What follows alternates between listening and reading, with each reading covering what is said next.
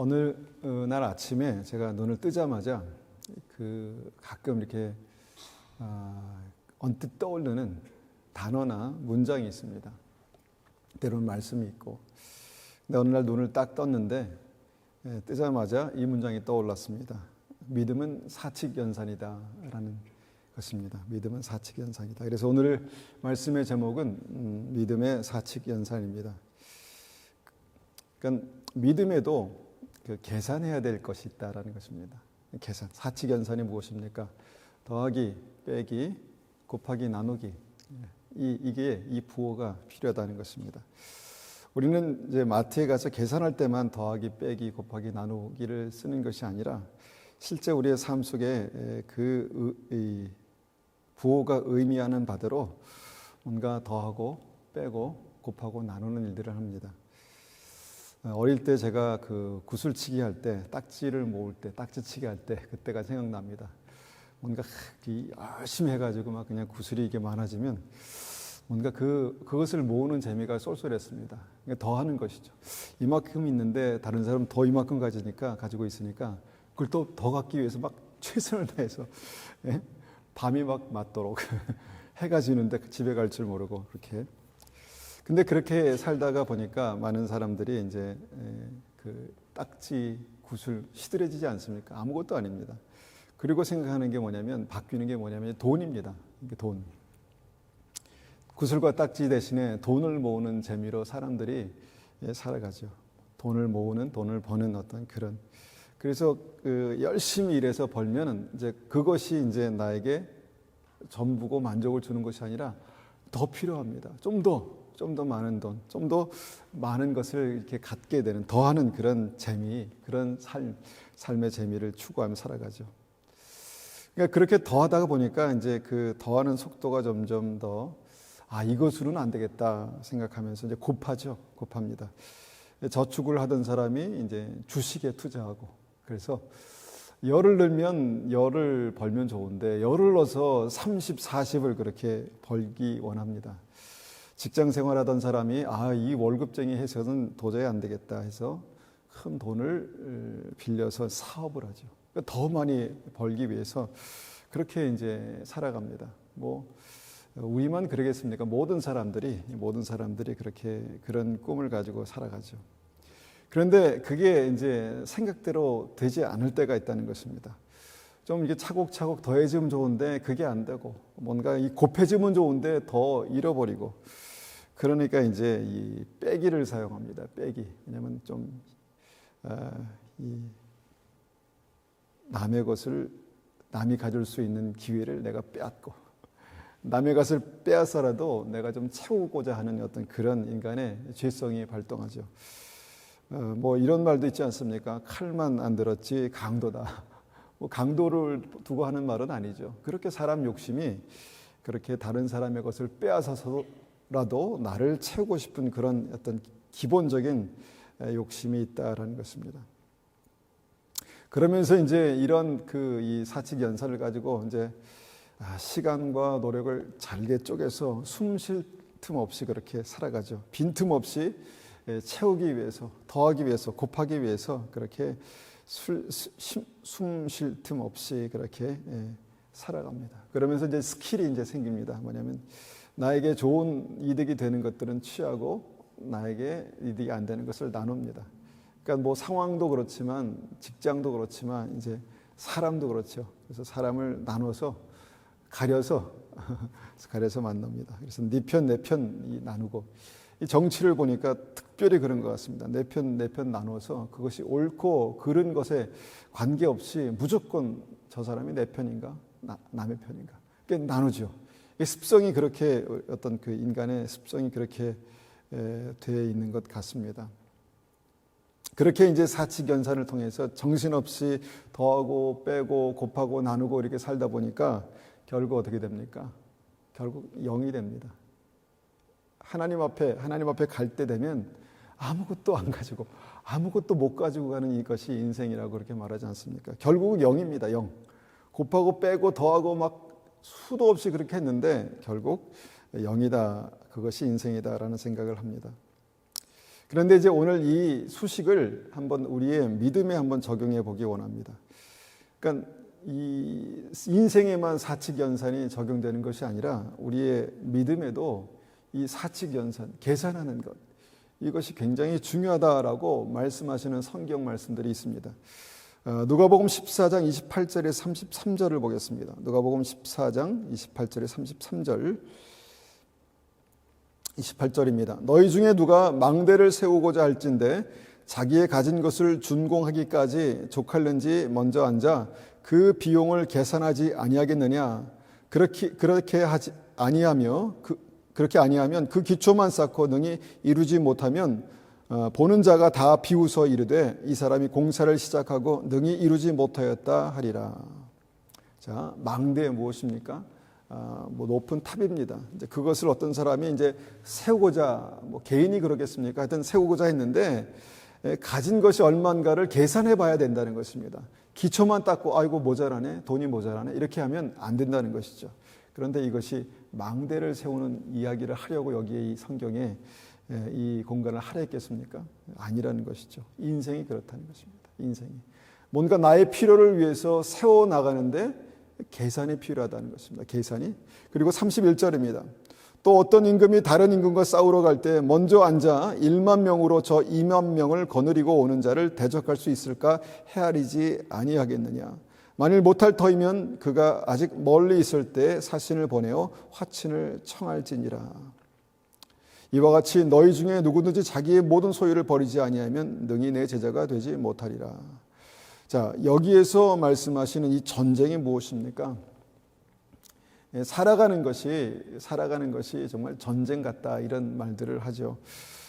개인의 삶도 마찬가지지만 가정에도 그렇고 국가 간에도 그렇습니다. 지금 치열하게 전쟁이 있는 어떤 그런 나라들, 그런 전쟁을 그렇게 지나가고 있는 많은 사람들을 우리가 보게 되죠. 죽고 사는 일들이 있다는 것입니다. 그런데 이것이 그냥 내가 저 사람과 싸워서, 내가 저 나라와 싸워서 무조건 이겨야 돼 라고만 되는 것이 아니라 계산이 필요하다는 것입니다. 계산. 죽고 사는 문제, 어떤 전쟁의 문제에 계산해 봐야 된다.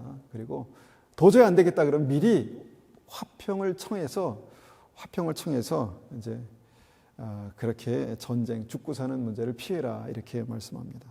그런데 33절 보니까 이것이 무엇과 관련된 말씀이라고 말씀하시냐면 이것이 주님을 따르는 믿음과 관련된 문제다라는 것입니다. 믿음과, 그러니까 단지 그냥 망대를 세우는 일, 단지 그냥 싸우는 전쟁에 관련된 문제가 아니라 이것이 예수님을 따르면 생명의 빛을 얻는다 말씀하지 않습니까? 예수님을 따르는 그 믿음에서 계산이 필요한 대목이다 이렇게 말씀하고 있다라는 것입니다. 마태복음 25장 우리가 잘 아는 자주 말씀드리는 말씀에서 10명의 처녀가 주님 오심을 기다리고 그렇게 정말 주님 오심을 간절히 기다리는 믿음에서 미련한 5처녀, 천국에 들어가지 못한 미련한 5처녀가 어떤 실수를 범했습니까? 기름의 양을 잘못 계산한 것 같습니다. 이거면 충분해. 이 정도면 됐지. 라고 하다가 점점점 시간이 늦어지고 그 기름의 양이 부족해지고 등불이 꺼지니까 어떻게 됐습니까? 천국에 못 들어갔다라는 것입니다. 그래서 이 성경은 이 믿음으로 계산하는 그 부분에 대해서 좀 심각하게 고민해봐라, 생각해봐라 이렇게 말씀하고 있다는 것이죠. 그러면 우리가 이제 구체적으로 말씀에서 믿음의 그 사칙연산, 빼기, 더하기, 곱하기, 나누기 이것을 어떻게 적용하라 하시는지 한번 말씀을 한번 같이 보겠습니다. 마태복음 5장입니다.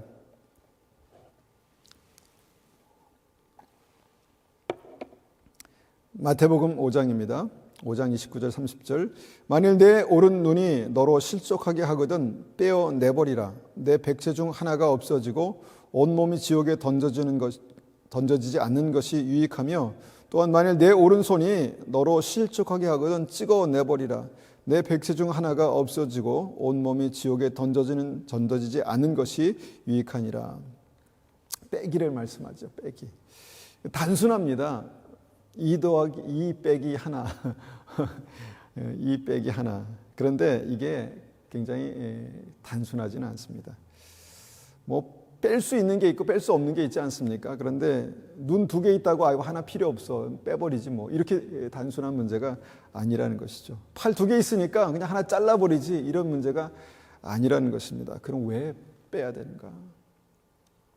왜 잘라버려야 되는가? 물론 빼고 자르라는 말씀은 아닙니다. 그런데 그 정도의 어떤 무게로 내 삶의 문제에 대해서 믿음에 대해서 좀 심각하게 다뤄야 되는 일들이 있다라는 것입니다. 그것이 어떤 것일까요? 그런 문제가 우리의 삶 속에 경험되는 적이 있었습니까? 그러니까 믿음에서 우리를 심각하게 넘어지게 하는 것들, 믿음에서 우리를 심각하게 멀어지게 하는 것들, 그냥 세상과 구별이 안 되는 그런 믿음으로 계속해서 뭔가 빠져들어가고 있는데도 별로 그렇게 신경 쓰이지 않는 어떤 그런 상황에서 뭔가 나는 어쩔 수 없어. 내 삶이 그런데 뭐 내가 연약한데 뭐 어떻게 하겠어. 이렇게 하는 사람에게, 말하는 사람에게 아니다. 네가 눈 2개 있지? 하나 빼버려. 왜냐하면 왜 빼버려 하냐면 그것 때문에 네가 계속해서 넘어지고 무너지고 하나님으로부터 떠나가니까 그 정도의 믿음의 결단으로 빼라는 것입니다. 2개 있지 손 하나 잘라버려. 왜냐하면 그 손 때문에 네가 자꾸 죄를 범하고 하나님께로부터 멀어지니까 그거 잘라버려라고 그렇게 심각하게 무겁게 말씀하고 있다는 것입니다. 우리는 너무 익숙한 말이기 때문에 죄의 삭은 사망이다라는 그 말씀을 그렇지라고 그냥 끝나버리고 맙니다. 그런데 계속 죄가 더해지고 우리가 예수 믿고 난 이후에 계속해서 죄가 더해지고 무감각해져서 정말 내가 하나님을 경험할 수 없는 그런 믿음인데도 불구하고 계속해서 방치하고 그냥 내버려두는 그런 믿음이 아니라 한 번은 2개 중에 하나 빼버리고 내가 믿음으로 살겠다라는 그런 믿음의 결단이 필요하다라는 것을 말씀하시는 것이 이것입니다. 빼기죠. 빼기. 내 삶 속에 덜어내야 되는, 빼내야 되는 어떤 그런 문제가 있다라고 그렇게 말씀하는 것입니다. 그런데 그것이 죽음에 관련된, 영원한 죽음에 관련된 문제이기 때문에 그렇다는 것입니다. 우리는 살아가는 문제에서 이런 일들을 경험할 일이 별로 없죠. 뭐 눈에 암이 걸려서 살기 위해서 뺀다. 물론 그럴 수 있습니다. 동상이 걸려고 점점 썩어 들어가기 때문에 뺀다, 잘라버린다. 그럴 수 있죠. 충분히 그럴 수 있지 않습니까? 그런데 다른 문제는 그렇게 심각하게 생각하지 않습니다.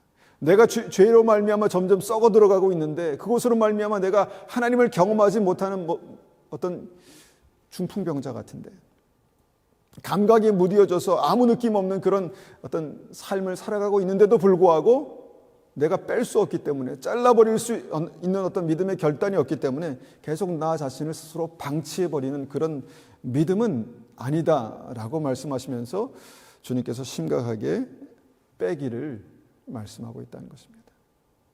혹시나 내 삶 속에 이 정도 뭐 괜찮지 뭐 어쩔 수 없지 뭐 이렇게 방치했던 삶에서 내가 경험할 수 있는 하나님의 부분이 하나님이 요 정도의 하나님이었다면 내가 혹시나 주님 앞에서 하나님 내가 믿음으로 좀 달라지기 원합니다. 그런데 삶의 이 부분은 좀 내가 심각하게 좀 빼버려야 되겠습니다. 잘라버려야 되겠습니다. 라고 하는 어떤 그런 문제 결단이 있다면은 우리의 삶에 분명히 믿음은 달라질 것입니다. 달라지는 부분이 있을 것입니다. 그래서 주님은 계속해서 이런 고민을 하는 사람들에게 계속 말씀하십니다. 마태복음 10장 28절 보니까 몸은 죽여도 영혼은 능히 죽이지 못하는 자들을 두려워하지 말고 오직 몸과 영혼을 능히 지옥에 멸할 수 있는 이를 두려워하라. 이렇게 말씀하시죠. 이 시대의 많은 믿음은 이 정도로 두려워하지 않습니다.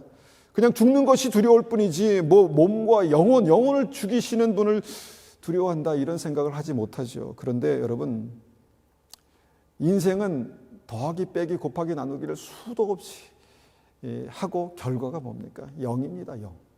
그것이 인생이 줄 수 있는 답입니다. 그런데 영생이 줄 수 있는 답은 무엇입니까? 다르다는 것입니다. 더하기 곱하기 빼기 나누기를 하면 무한대가 되는 것이 믿음의 역사라는 것입니다. 그것을 경험하게 된다는 것이죠. 그런데 그것을 경험한다는 것은 어떻게 보면 믿음의 결단이 필요한 대목이 있습니다. 하나님을 두려워함으로 빼고 잘라버리는 그런 믿음의 결단이 필요한 대목이 있다라는 것입니다. 여러분, 이 빼기를 잘해야 믿음은 승리할 수 있습니다. 쉽지 않지만 고민해 볼 만한, 고민해 봐야 하는 그런 대목입니다. 그 다음에 더하기입니다. 더하기. 마태복음 25장 20절 21절 말씀 한번 읽어보겠습니다. 마태복음 25장 20절 21절. 5달란트 받았던 자는 5달란트를 더 가지고 와서 이르되 주인이여 내게 5달란트를 주셨는데 보소서 내가 또 5달란트를 남겼나이다. 그 주인이 이르되 잘하였도다. 착하고 충성된 종아 내가 적은 일에 충성하였으며 내가 많은 것을 내게 맡기리니 내 주인의 즐거움에 참여할지어다 하고. 마태복음 25장의 말씀은 주님께서 잡히시기 이틀 전에 제자들에게 주신 말씀입니다. 그러니까 조금 처음 믿는 사람은 아닙니다. 그런데 믿음이 있고 천국에 가고 정말 하나님 살아계시고 어느 정도 믿음이 있는 사람에게 믿음의 중요한, 아주 중요한 더하기 원리에 대해서 말씀하시는 말씀이라고 믿습니다. 주님께서 은혜로 택하신 종들에게 5달란트를 주었습니다. 5달란트, 1달란트는 1년 노동자의 월급 정도에 해당하는 돈이라는 것입니다. 그러니까 상당히 큰 5년치 월급에 해당하는 돈을 은혜로 주셨다는 것입니다. 그런데 그것으로 믿음이 끝나는 것이 아니라 5달란트, 2달란트, 1달란트 자기의 재능에 따라서 받은 사람들이 어떤 책임이 있었냐면 5달란트 받은, 은혜로 받은 사람들은 자기의 노력을 통해서 5달란트를 더하는 것입니다. 다시 한번 생각해 보세요. 5달란트를 은혜로 받은 사람이 자기가 믿음으로 살아가는 삶을 통해서 또 다시 5달란트를 더하는 것입니다. 그리고 그 사람이 착하고 충성된 종아 주인의 즐거움에 참여할지어다, 이런 말씀을 들었다는 것이죠. 이 부분에서 우리는 좀 고민해 볼 필요가 있습니다. 그냥 은혜로 5달란트 받고 더 큰 은혜로 5달란트 받고 더 큰 은혜로 100달란트 받고 이게 믿음 아닐까 이렇게 생각하지만 그게 아니라는 것입니다.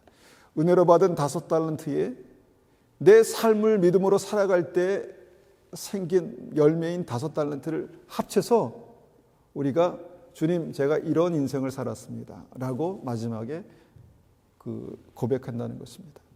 그런데 그런 사람에게 착하고 충성된 종아 내가 적은 일에, 사실 이것은 하나님께서 우리의 삶 속에 행할 일에 비하면 아주 적은 일이었습니다. 적은 일에 충성하였음에 그 다음에 무슨 말씀입니까? 내가 많은 것을 내게 맡기리니 그 위에 더 더해지는 것이 더 있다는 것입니다. 아주 작은 부분에 내가 착하고 충성되게 믿음으로 살았더니, 그래서 5달란트, 2달란트를 만들어서 내가 하나님의 은혜로 주신 것에 더했더니, 그래서 주님께서 그걸 보시고 내가 많은 것을 내게 맡기리니 말씀하시는 것이 믿음의 중요한 원리다라는 것입니다. 믿음의 원리라는 것입니다. 그런데 거기서 끝나는 것이 아니라 착하고 충성된 종아 내가 많은 것을 내게 맡기리니 그 다음에 내 주인의 즐거움에 참여할지어다. 이게 영원한 하나님의 나라에 들어가는 어떤 이 믿음의 종들의 삶 속에 나타난 더하기였습니다. 덧셈이었습니다. 하나님께서 우리에게 몇 달란트를 주셨을까요? 능력에 따라서 하나님의 사람들에게, 종들에게 5달란트, 어떤 사람은 5달란트, 2달란트, 1달란트를 주셨다. 여러분, 이것이 주님 잡히시기 이틀 전에 제자들에게 주신 말씀인 것을 기억할 때, 여러분 이 말씀이 주시는 진리를 우리가 좀 놓치지 말아야 할 것이 있습니다. 이 달란트가 뭐냐? 우리는 이것을 가지고 우리가 예수 믿고 구원받은 내가 또 다른 사람을 예수 믿고 구원받게 살리게 하는 것이다. 이렇게 이제 가장 안전하게 풀어서 말씀드렸는데, 여러분 우리가 믿음으로 예수님을 영접하고 믿음으로 영생을 얻은 믿음의 사람들에게는요, 믿음으로 살아야 할 책임이 있다는 것입니다. 그리고 믿음으로 살아갈 책임을 살아갈 때 하나님께서 우리의 삶 속에 얻게 하시는 비슷한 성질의, 같은 성질의 달란트가 있다는 것입니다. 그리고 이것이 결국은 하나님의 나라에 들어가는 증거가 되는 것이죠. 여러분, 이 더하기 덧셈을 잘해야 믿음을 실패하지 않을 수 있습니다. 거저주시는 은혜지 뭐. 거저주시는 은혜입니다. 우리의 믿음은 우리가 시작할 수 있는 것이 아닙니다. 거저주시는 은혜, 1만 달란트도 거저주시는 은혜고요. 5달란트도 거저주시는 은혜입니다. 그러면 그것으로 끝납니까? 아닙니다. 성경에는 다 바로 다음에 스토리가 있습니다. 1만 달란트를 받은 사람이 어떻게 살아야 되는지, 5달란트를 받은 사람이 어떻게 믿음으로 살아야 되는지 그 다음 스토리가 있다는 것입니다. 우리는 무관심할 수 있지만 주님은 여기에 대해서 무관심하지 않으십니다. 주님께서 이 덧셈에 대해서 그렇게 말씀하는 것이죠. 그리고 주님은 우리에게 곱하기를 말씀하십니다. 마태복음 13장 23절 보니까 좋은 땅에 뿌려졌다는 것은 말씀을 듣고 깨닫는 자니, 말씀을 듣고 깨닫는 자니 결실하여 어떤 것은 100배, 어떤 것은 60배, 어떤 것은 30배가 되느니라 하시더라. 그냥 우리는 말씀을 그냥 읽고 들어서 익숙하지만 이것은 정확히 말하면 뭐냐면 곱하기 30, 내가 가진 것에 곱하기 60, 곱하기 100을 내가 하겠다는 주님의 놀라운 축복의 말씀입니다. 어떤 사람이 그렇게 하시겠다는 것입니까? 생명의 말씀을 붙들고 믿음으로 살아가는 한 달란트를 가지고 믿음으로 살아가는 그 사람, 이 말씀을 깨닫고 듣고 순종하며 살아가는 그 사람에게 주님께서 곱하기 100, 곱하기 60, 곱하기 30을 하시겠다라고 말씀하시는 것입니다. 한 번만 그러실까요? 두 번만 그러실까요? 아닙니다. 하나님은 우리에게 필요한 만큼 그렇게 하실 것입니다. 우리는 곱하기라고 해서 꼭 우리가 가진 것, 그것만 가지고 우리가 살아갈 물질적인 것, 그것에 곱하기를 하신다라고 생각할 수 있겠지만 능력에도 곱셈을 하시고요, 은혜에도 곱셈을 하시고요, 축복에도 곱셈을 하십니다. 우리는 우리의 것만 가지고 잘 살 수 있을 것 같지만, 우리의 생각대로만 살아가면 잘 살 수 있을 것 같지만, 여러분, 우리에게 특별한 지혜가 필요한 때가 있습니다. 특별한 힘과 능력이 필요한 때가 있습니다. 그때 주님은 우리에게 곱셈을 하시겠다 이렇게 말씀하십니다. 이것이 믿음에서 우리가 볼 수 있는 곱셈의 원리입니다. 그 다음에 네 번째는 무엇입니까? 네 번째는 나누기입니다. 믿음의 가장 중요한 시점에서 하나님은 이 나누기 연산을 사용하십니다. 마태복음 3장 12절입니다. 3장 12절입니다. 손에 키를 들고 자기의 타작마당을 정하게 하사 알곡은 모아 곳간에 들이시고 쭉정이는 꺼지지 않는 불에 태우시리라. 주님께서 나누기를 하시겠다는 것입니다. 나누시겠다는 말씀입니다. 그런데 손에 키를 들고 타작마당에 서신 주님의 키 위에 올려져 있는 것이 무엇입니까? 주님의 키 위에 무엇이 올려져 있을까요? 믿는 사람들의 영혼이 올려져 있을 것입니다. 그렇지 않겠습니까? 이것을 우리가 더 어떻게 이해할 수 있냐면 마태복음 25장에 양과 염소의 비유 아시죠? 주님께서 양과 염소, 예수님을 주님이라고 부르는 사람들의 이 모임을 양과 염소로 나누시겠다 말씀하십니다. 나누기를 하시겠다는 것이죠. 마지막 때에 나누기를 하시겠다라고 말씀하신 것입니다.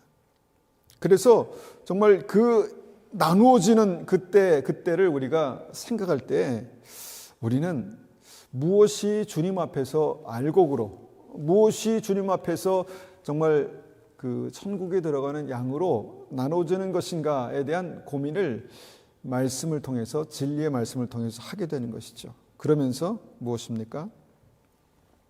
믿음으로 사는 것이 얼마나 중요한가를 다시 한번 생각하게 됩니다.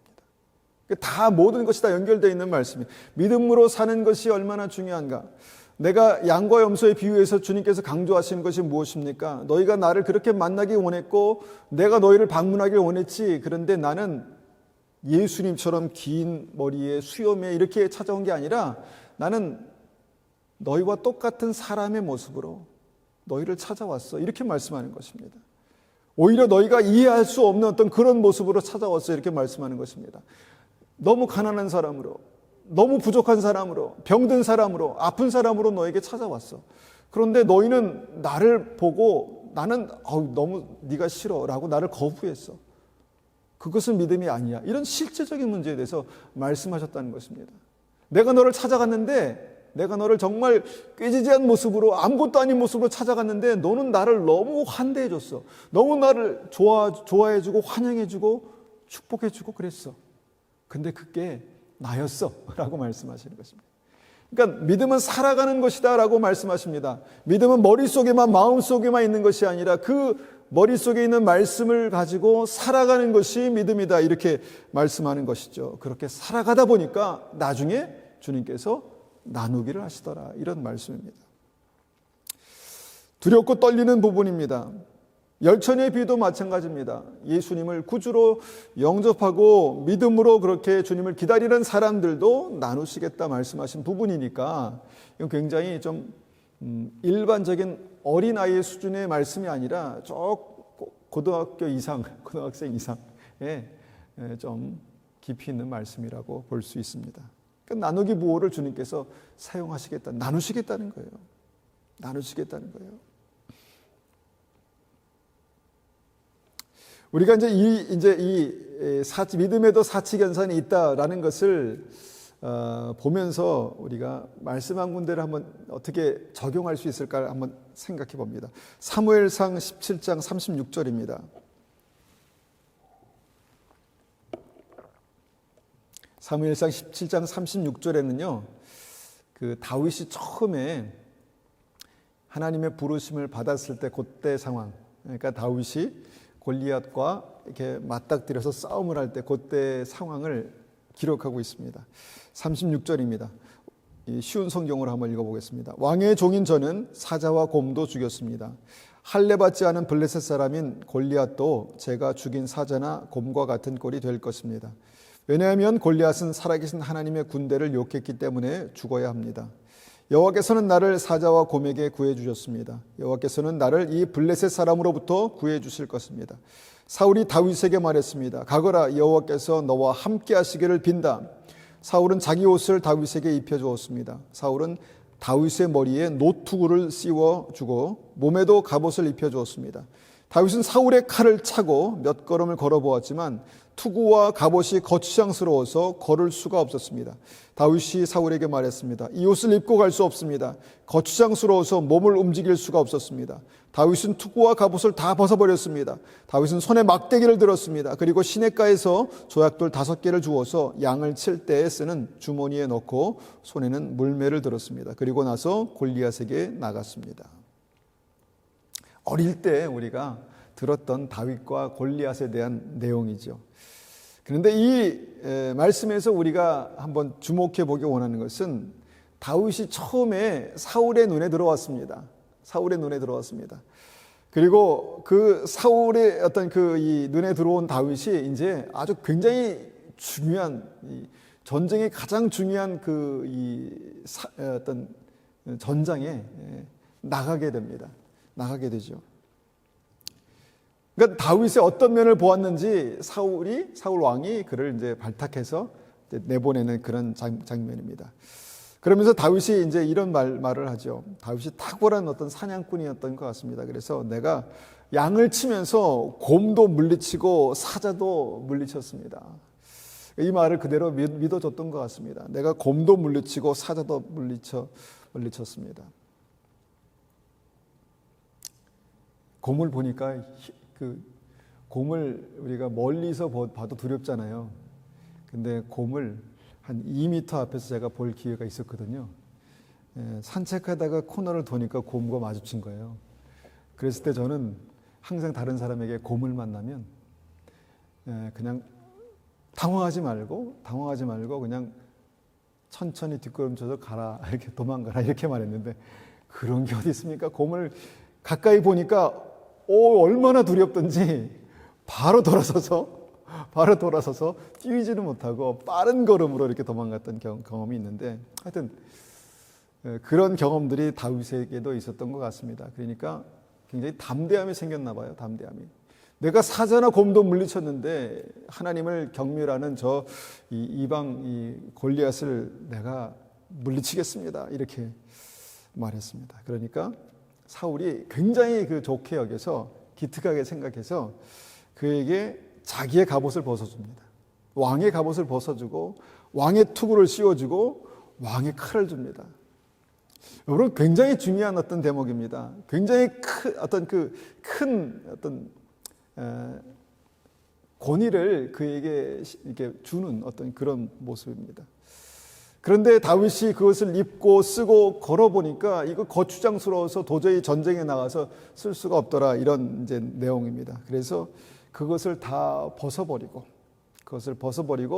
자기가 평상시에 입던 어떤 그 옷과 그 다음에 평상시에 쓰던 이 막대기와 평상시에 쓰던 그런 조약돌 5개를 가지고 골리앗에게 나아갔다, 이런 내용입니다. 여러분, 아무리 대단한 투구라도, 도끼를 맞아도 결코 쪼개지지 않는 투구라도 내가 그것을 썼을 때 내 것이 아니라면, 내가 그것을 쓰고 전쟁에 나갔을 때 이길 수 없다면 무용지물 아니겠습니까? 아무리 견고한 갑옷, 빛나는 갑옷을 입고 내가 그것을 딱 입었을 때 많은 사람들이 저것은 왕의 갑옷 아닌가 이렇게 정말 감격스러워해도, 그것을 입고 실제로 내가 싸움에서 싸울 수 없으면 이것은 나에게 불필요한 것 아니겠습니까? 그런데 이 시대에 많은 사람들은 나에게 불필요한데, 나에게 도움이 안 되는데 그것을 내가 갖고 입고 쓰면서 이것은 나에게 꼭 맞아 막 그러면서 이렇게 살아가는 어떤 그런 모습을 생각해 봅니다. 저에게도 버리지 못하는 습관이 있어가지고 참 고민입니다. 그런데 요새는 아주 조금 버리려고 노력합니다. 그러니까 사시다 보면은 잘 버리시는 분이 있고 잘 못 버리는 분이 있습니다. 그런데 왜 못 버리는가 봤더니 그게 너무 소중하다는 생각 때문에, 중요하다는 생각 때문에 버리지를 못하는 것입니다. 버려야 되는데. 그런데 나중에 보니까 그게 짐만 되더라고요. 버리지 못하니까 새로운 것이 들어올 틈이 없더라고요. 여러분, 우리 인생에서 만약에 가장 중요한 어떤 일들을 수행할 때, 전쟁에 나갈 때, 달리기를 할 때, 싸워서 이기는 어떤 그런 상황에 있을 때 내가 필요한 것이 뭘까를 생각해 보면 그것이 엄청나게 많은 것들이 아닙니다. 인생을 살아갈 때 믿음으로 내가 승리하면서 하나님 앞에 칭찬받으면서 정말 가치 있는 인생을 살아갈 때 내게 필요한 것이 뭘까라고 생각해 보면 이것도 필요하고 저것도 필요하고, 그래서 모아서 정말 내가 가장 귀한 것이라고 해서 움켜쥐고 있는 어떤 그런 것들이 내가 다 필요한 것이 아니더라라는 것입니다. 전쟁을 위해서 그것이 필요 없다면 과감하게 버릴 수 있는 어떤 그런 은혜가 필요하다는 것입니다. 그런 모습으로 다윗이 말씀을 의지해서 믿음으로 그렇게 살아가는 것들을 보게 됩니다. 그런 다윗을 하나님께서 왕으로 기름 부으셨다는 것입니다. 어떤 목적을 위해서 내가 무엇을 취하고 무엇을 버려야 될지를 정확하게 이해하고 아는 그 다윗, 자기의 삶에 덜어낼 것이 뭔가, 더할 것이 뭔가를 정확히 아는 다윗을 주님께서 기름 부으셔서 왕으로 기름 부으셔서 사용하셨다는 것입니다. 그렇게 다윗이 기름 부음을 받고 이제 공을 세워서 사울의 왕궁에 들어가지 않습니까? 그런데 다윗이 많은 사람들에게 그렇게 인정받고 전쟁을 나갈 때마다 승리하면서 박수받고 그랬을 때 다윗은 똑같은 원칙으로 똑같은 원리로 인생을 살았습니다. 많은 사람들의 박수와 영광을 다윗은 취하지 않았습니다. 다윗은 사울 왕은 반면에 그것에 연연해서 많은 사람들이 나를 인정하지 않는다는 것 때문에 불안해하면서 다윗을 뭔가 쳐내려고 했지만 다윗은 그것에 연연하지 않았습니다. 왜냐하면 그것이 자기에게 중요한 것이 아니었기 때문에 그렇습니다. 심지어는 사울이 그를 장군으로 세웠는데 그 사울 왕이 자기를 죽이려고 막 달려들었을 때 다윗은 다윗은 그 자리에 연연하지 않고 그 다 버리고 이제 도망갑니다. 이렇게 뭔가 주님께서 그에게 주신 그 은혜 가운데 그가 무엇을 더해야 될지 무엇을 빼야 될지를 알았다는 것이죠. 그리고 다윗의 주위에 하나님께서 그를 왕으로 기름 부으셨을 때 다윗의 주위에 보니까 요나단 한 사람뿐이었습니다. 그러니까 이 왕으로 살려면 한 사람뿐만 아니라 주변에 많은 사람들을 내 편으로 만들어야 될 거 아니겠습니까? 왕은 그렇다 치고 주변에 많은 사람들이 내 편이 돼야 되는데 다윗의 주변에는 딱 한 사람 요나단밖에 없었다는 것입니다. 이것으로 무슨 왕이 되겠습니까? 중요한 사명을 감당하겠습니까? 그래서 그냥 다윗이 할 수 없이 모든 것을 버리고 도망갔는데 그곳에서 하나님께서 400명의 성경에 보니까 옛날 성경엔 비류라고 그렇게 말했는데 400명의 뜨내기들을 만났습니다. 뭔가 억울하고 어려운 일을 당해서 도망가 있는 어떤 그런 사람들을 만났다는 것입니다. 하나님께서 400명의 사람들을 그에게 더하셨습니다. 하나님께서 더하신 것이죠. 그리고 그 400명의 사람들이 여러 가지 삶을 우여곡절 끝에 살아가면서 다윗의 사람이 됩니다. 다윗의 사람이 됩니다. 그리고 나서 하나님께서 다윗의 삶 속에 또 그 유다 백성들을 더하십니다. 그래서 유다의 왕으로 다윗을 세우시죠. 그 다음에 하나님께서 이스라엘을 다윗에게 더하십니다. 이렇게 하나님께서 뭔가 하나님의 뜻대로 맞게 아주 작은 것을 더하고 빼고 버리고 취하는 이 다윗에게 주님께서는 하나님의 왕으로 사명을 감당할 수 있을 만한 어떤 그런 은혜를 곱하시는 내용들을 보게 됩니다. 그리고 나서 그 끝에서 다윗을 보니 내 마음에 합한 자라고 그렇게 인정을 하셨다라는 것입니다. 그러니까 이런 실제적인 삶 속에서 우리가 우리의 삶에 그것을 적용해 본다면 우리가 무엇을 덜어내고 무엇을 취해야 되는가? 여러분, 막대기와 조약돌이 뭐 그리 대단하겠습니까? 그런데 나에게는 사울 왕의 칼과 갑옷보다는 막대기와 조약돌이 너무너무 필요한 아이템일 수 있다는 것입니다. 믿음으로 살아가기 위해서. 그런데 그 선택을 잘 한 다윗에게 주님께서 계속해서 더하시고 곱하시고 승리하게 하시고 내 마음에 합한 자라고 그렇게 말씀하셨다는 것입니다. 실제적인 삶에서 그런 일들이 일어났습니다.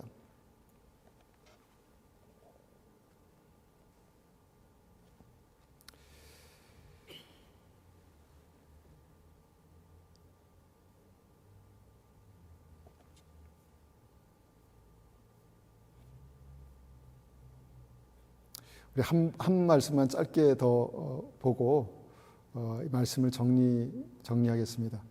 사사기 7장 1절에서 7절까지 말씀입니다.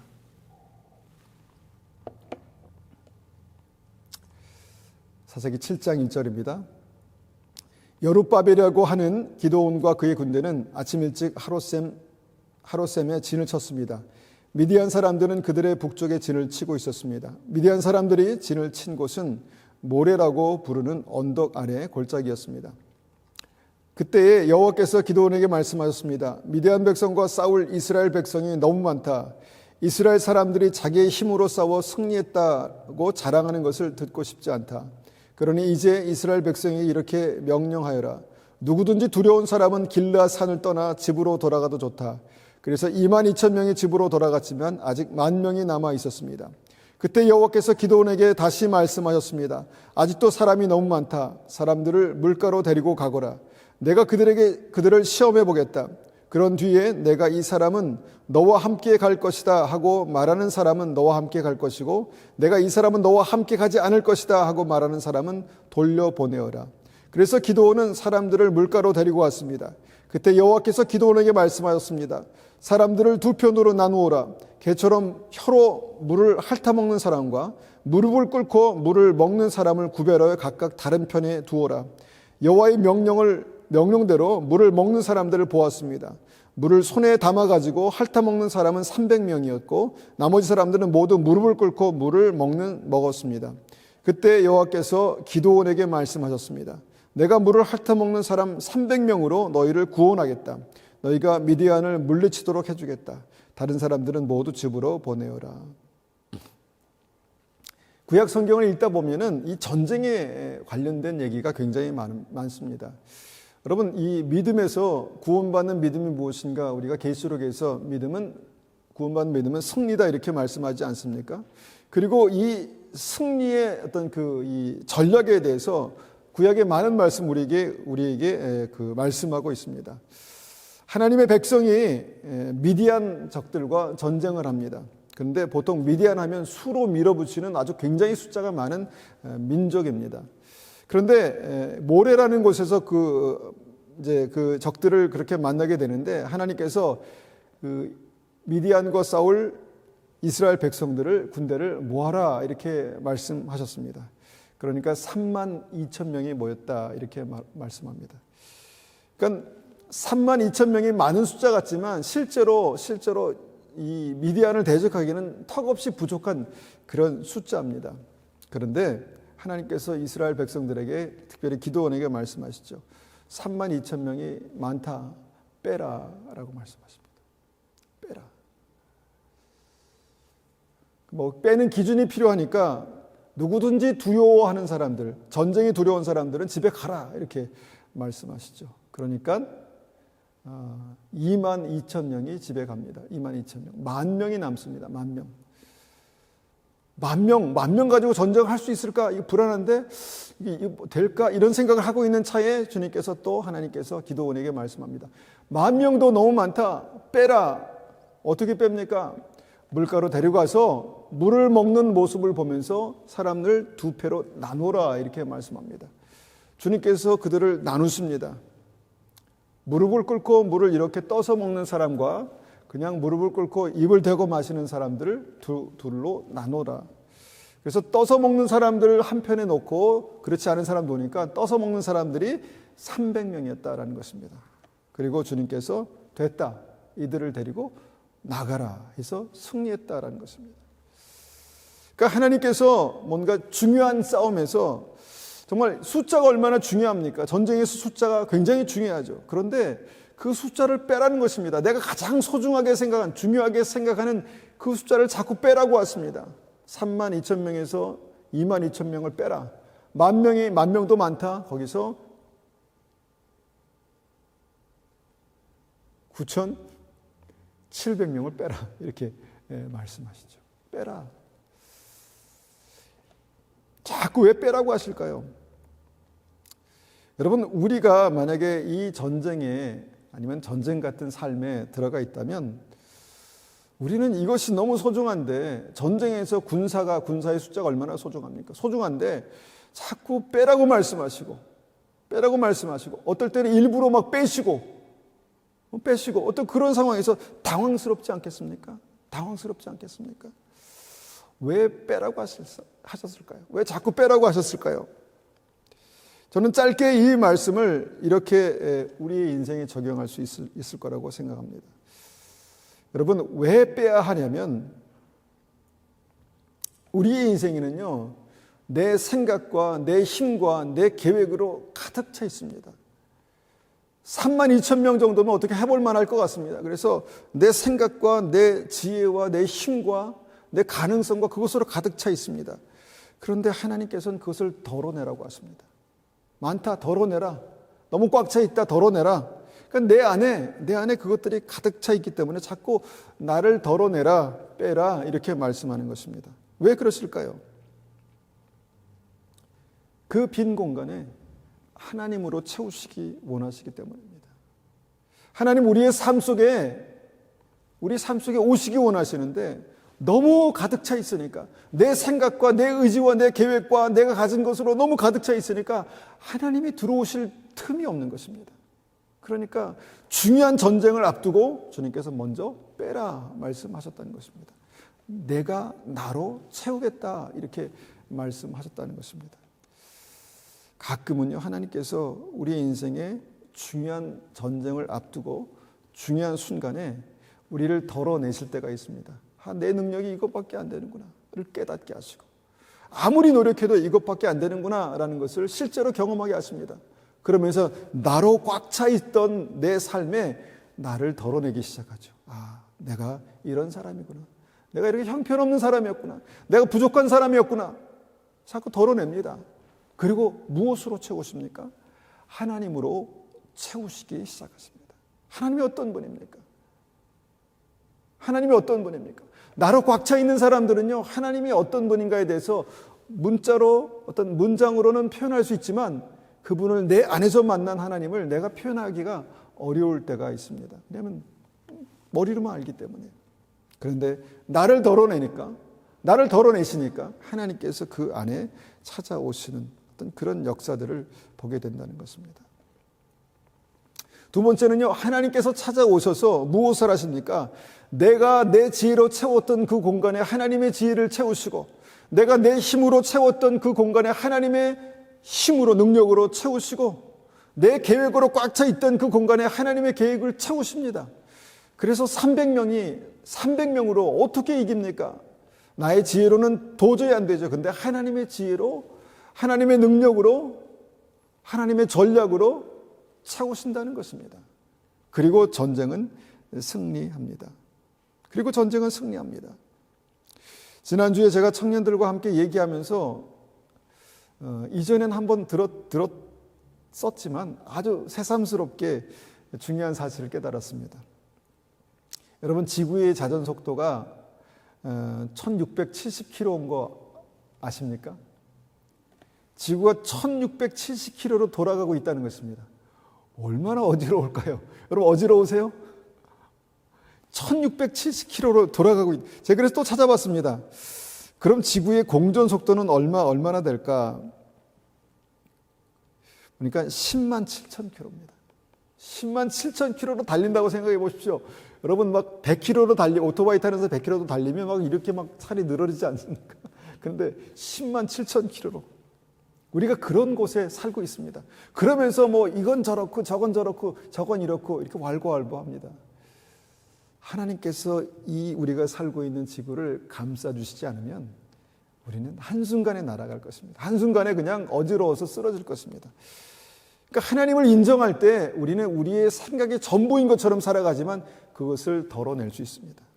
내 힘으로만 살 것 같이 그렇게 살아가지만 우리는 충분히 그것을 덜어내야 합니다. 왜냐하면 거기에 하나님의 지혜와 하나님의 능력과 하나님의 은혜로 채우시기 때문입니다. 그래서 하나님은 가장 중요한 순간에 나를 덜어내라고 말씀하신 것입니다. 어떻게 덜어낼까요? 그게 기도 아니겠습니까? 그게 기도 아니겠습니까? 바쁜데 어떻게 기도합니까? 이 급한 순간에 무슨 기도입니까? 사울이 그랬지 않습니까? 그런데 아니다. 너의 시간을 덜어서 나의 시간으로 채워라. 이렇게 말씀하시죠. 그러고 나서 전쟁은 승리하게 됩니다. 그리고 세 번째 우리가 생각해야 될 것은 뭐냐면요. 32,000에서 300으로 하나님께서 숫자를 낮추셨잖아요. 하나님께서 타겟하신 숫자가 있습니다. 32,000에서 만으로. 아니야, 너무 많아. 만에서 700? 아니야. 1000? 아니야. 300. 그래. 라고 말씀하시는 그 숫자가 있는 것 같아요. 인생을 살다 보니까. 믿음으로 살다 보니까. 어디까지 낮아져야 됩니까? 어디까지 없어져야 됩니까? 어디까지 힘을 빼야 합니까? 어디까지 덜어내야 합니까? 300이다. 말도 안 됩니다. 있을 수가 없는 일입니다. 아니다. 내가 덜어내면 내가 나머지를 채울게 라고 말씀하시는 주님의 숫자가 이 300이라는 것입니다. 여러분, 이 300이라는 숫자를 우리는 그냥 우리 인간의 눈으로 보면 얼토당토하는 숫자입니다.